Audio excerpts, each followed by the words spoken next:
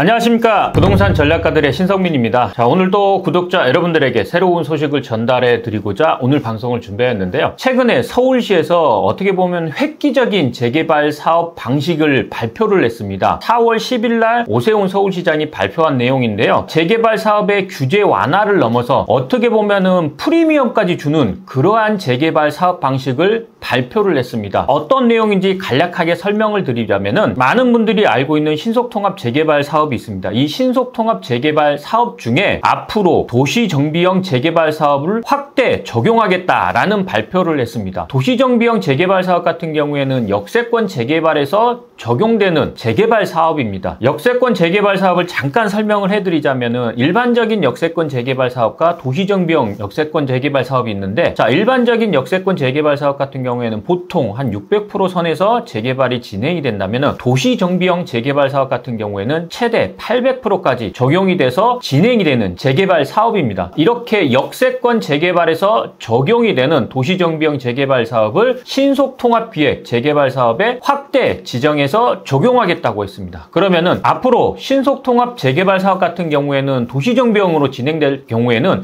최대 용적률이 800%까지 적용이 돼서 사업성 자체가 굉장히 좋아지는 그러한 사업이 될 겁니다. 그렇기 때문에 신속통합 재개발 사업 중에서 도시정비형 재개발 사업으로 진행되는 사업 같은 경우에는 어떻게 보면 서울시에서 대놓고 밀어주는 재개발 사업이 될 거다라고 말씀드릴 수 있습니다. 자, 그러면 서울시에서 발표한 내용은 어떤 내용인지 한번 자세히 살펴보도록 하겠습니다. 신속통합기획 도시정비형 재개발로 확대, 그리고 서울 도심 개발 활력을 불어넣는다라는 제목으로 서울시에서 발표를 했는데요. 낙후된 도심 정비를 위한 인센티브를 부여, 통합심의 등 절차를 개선해서 공공지원을 강화하겠다는 내용입니다. 그리고 기존의 주택정비사업 중심으로 추진되어 오던 신속통합기획 재개발 사업 같은 경우에 앞으로 도시정비형 재개발 사업까지 확대된다는 내용입니다. 최근 결정된 2030 도시 및 주거환경 정비 기본계획에서 도심 내 정비 예정구역이 확대됨에 따라서 시는 이들 대상지에 신속통합기획을 적용, 도심 정비 및 활성화를 더욱 체계적으로 지원할 수 있게 되었다라는 내용입니다. 이게 조금 어려운 말인데요. 쉽게 풀어서 말씀을 드린다면은, 그동안 신속통합기획을 진행하는 데 있어서 도심권 내라든가 아니면은 상업지역, 중공업지역이라든가 아니면은 준주거지역 내에서 역세권 개발로 진행하는 경우에는 굉장히 높은 용적률을 적용받아서 재개발 사업이 진행이 됐었는데, 지하철역에서부터 굉장히 멀어지는 상업지역이라든가 중공업지역 또는 준주거지역 같은 경우에는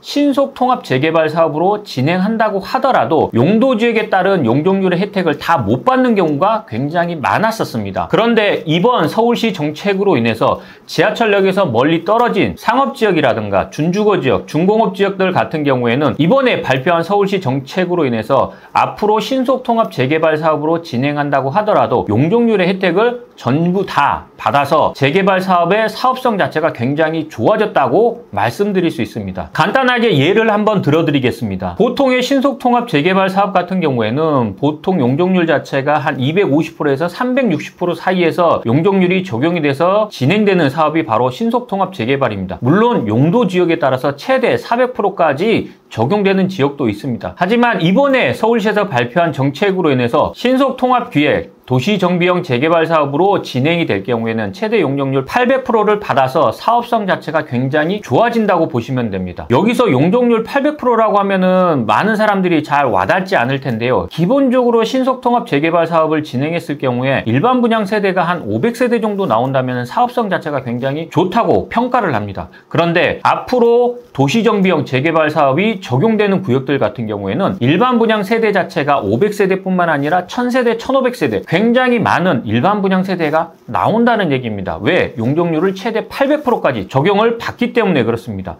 자, 그러면은 일반 분양 세대가 1000세대, 1500세대 이렇게 나온다고 한다면은 이 일반 분양 수익 자체가 조합원들한테 돌아갔을 경우에는 조합원의 혜택 자체가 굉장히 좋아지게 되겠죠. 그만큼 사업성 자체가 좋아지는 구역이 바로 신속통합기획 도시정비형 재개발 사업이다라고 말씀드릴 수 있습니다. 이렇게 사업성이 좋은 재개발 구역들 같은 경우에는 무조건 들어가셔야 되는 게 정답입니다. 어찌됐든 서울시에서 대놓고 밀어주는 재개발 사업구역이 바로 이런 구역이 되지 않을까 싶습니다. 그리고 여기서 중요한 거 한 가지, 서울시에서는 아무 지역이나 도시정비형 재개발 사업으로 진행되게 지정해 두지는 않겠죠. 제가 서울시 지도를 한번 살펴본 결과 이렇게 신속통합기획 도시정비형 재개발 사업으로 진행될 만한 구역이 한 두세 군데 정도로 압축이 되더라고요. 그래서 이 두세 군데 지역을 조금 자세히 알려드릴 텐데 방송 시간에 알려드리기에는 시간이 너무 길어지니까 제가 매주 목요일 진행하는 세미나에서 신속통합기획 도시정비형 재개발 사업으로 진행이 될 만한 구역, 이 구역들에 대한 자세한 내용을 알려드리고자 합니다. 제가 목요일날 오프라인 세미나를 진행하고 있으니까요. 세미나에 많이들 참석을 하셔가지고 자, 사업성 좋은 이런 재개발 사업은 어떤 지역들이 있는지 좋은 정보들 조금 많이 받아가셨으면 좋겠습니다.